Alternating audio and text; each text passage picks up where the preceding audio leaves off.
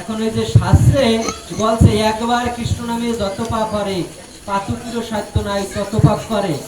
এই শ্লোকটার পরে আরো একটা কিন্তু শ্লোক বলছে, এই শ্লোকটার পরে আরেকটা শ্লোক বলছে। প্রথম বলছে একবার কৃষ্ণ নামে যত পাপ করে পাতুকিরও সাধ্য নাই তত পাপ করে। আর পরের লাইনটা হলো কোটি জন্ম করে যদি নাম সংকীর্তন। কত জন্ম? কোটি জন্ম। এক জন্ম না, কোটি জন্ম। কোটি জন্ম করে যদি শ্রবণ কীর্তন তবুও না পায় গোবিন্দ চরণ। কথাটা দুই রকম এই বলেন, দুইবার কৃষ্ণ নামে ভগবত ধাম, আবার এখন বলছে কোটি জন্ম করে যদি নাম সংকীর্তন তবু না পাবে গোবিন্দ চরণ। এখন ওই কোটি জন্ম হইলো কি রকম জানেন?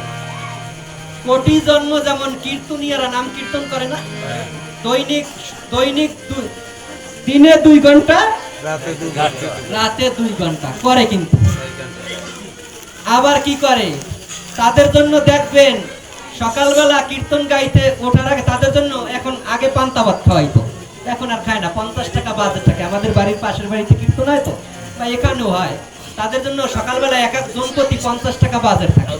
তো তারা হোটেল থেকে 2 পিস পরোটা আর একটা ডিম ভাজি খেয়ে আসে, খেয়ে আসে না?